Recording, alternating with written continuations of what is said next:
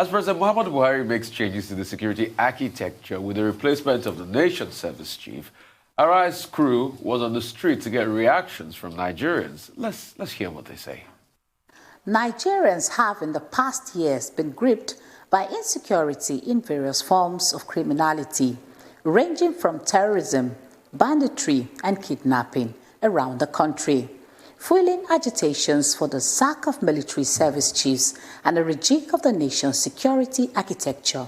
With the appointment of new service chiefs by President Muhammadu Buhari, many Nigerians share their thoughts on the development while hoping that insecurity will be drastically reduced.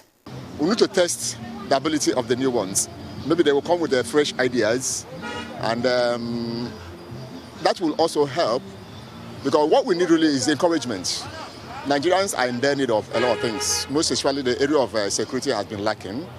There are a lot of casualties, the Boko Haram, robbery, kidnapping, and all whatnot. So I think it's a welcomed idea. But for the appointment of the service chiefs, I, for one, am actually very happy, because I am sure by now they must have learned from the past mistakes of the former people they are coming to take over from.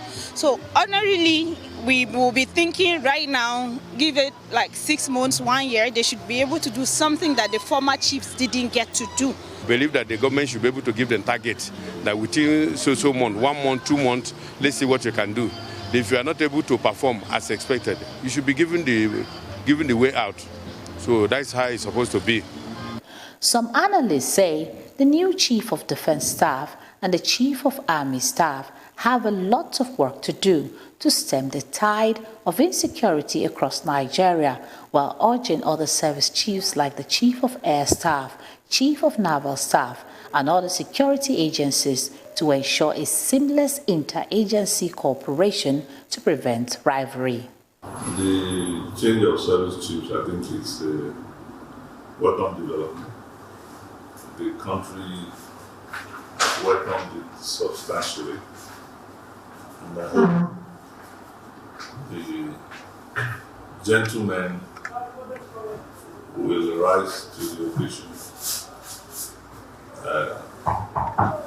The country expects so much from them at this time. I hope they will not let the country down. One can also say that given the nature of the security challenges in Nigeria, the president had given the former service chiefs all the time they needed to try to fashion out ways to fight our peculiar insurgency in Nigeria.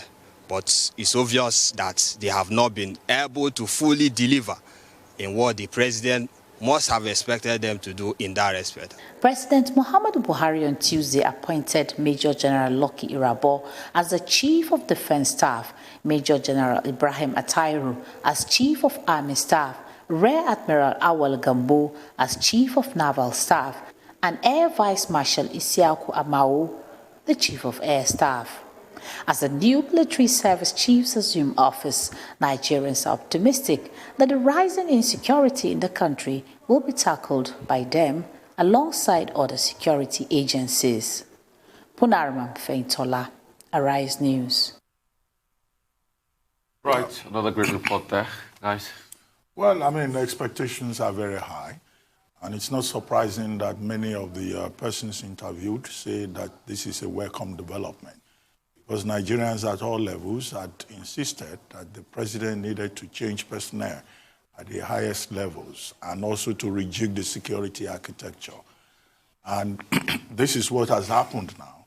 And already in some of the papers, if you check Leadership newspaper today, the lead story in the Leadership newspaper is telling us that people in the Northeast and the Northwest also have very high expectations. They are expecting that the new chiefs, service chiefs, will be able to make a significant difference.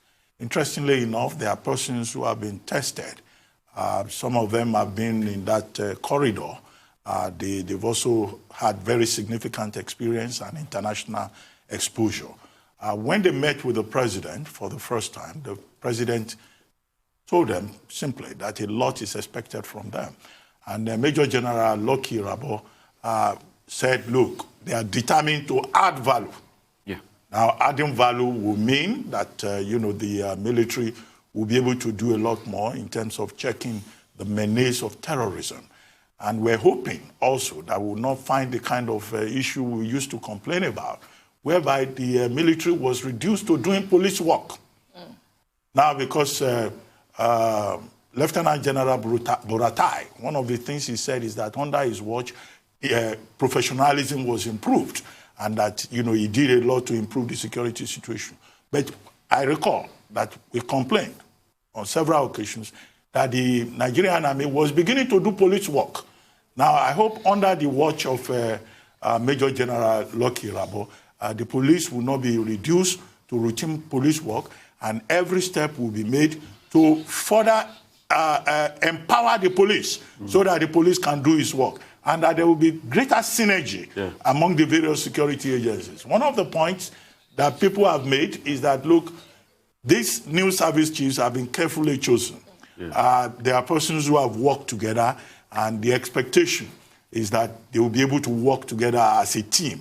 The insinuation is that in the past, there was a lot of infighting, among the service chiefs, even if we didn't quite see that too much in the open. But if there are persons who have been carefully selected by the president, also on the basis of their chemistry, then, of course, that should be to the advantage of Nigeria. And we hope that the president, in giving them his mandate, we also ensure that the wherewithal is made available. Welfare. And finally, in terms of, hardware and software. Hardware, software, and but welfare. then the welfare of the rank and file and of the officers. One of the credits given to Lieutenant General Buratai was that under his watch, the military had more generals than at any other time, because he paid attention to promotion, and that on the nominal roll, we had almost double the number of generals that we have had, and then that a lot was done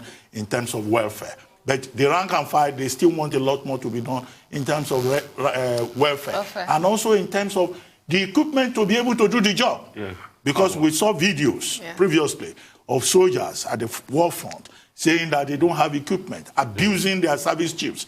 I hope that that will not happen under Lieutenant General Lucky Irabor's watch and the other service chiefs. Well, of course, they are insiders. It's not as if they've been brought from customs to come and run the military. So they should know these issues. We don't need to educate them on what the challenges are within the Nigerian military. Dr. Abacha, I want to be cheeky. Have you promoted Major General Lucky Irabor to Lieutenant General already? Oh, did I call him Lieutenant General? Yes, you call him Lieutenant General. Okay, he's a Major General. Maybe it's prophetic. Well, you'll probably get there. Lieutenant General. So Lieutenant General Lucky Irabor in advance. you are hearing where the promise is coming from. He's Commander-in-Chief and promote him. So that's up to the Commander-in-Chief. Well, I think that the jury is still out on how the former service chiefs performed. Yesterday we heard during the handover, former Chief of Army Staff say, he talked about, like Dr. Abacha said, talked about personnel welfare, improved responsiveness. He also talked about responsiveness to Nigeria's democratic system. But I think that's debatable. I mean, some people have said under his watch we had so many questionable acts during electioneering processes, the intervention by the military. We had clashes with the IMN and the Nigerian army. We had the Lekki incident, and so many things. So, but I don't think it's an enviable position for the new service chief. They had their job cut out for them.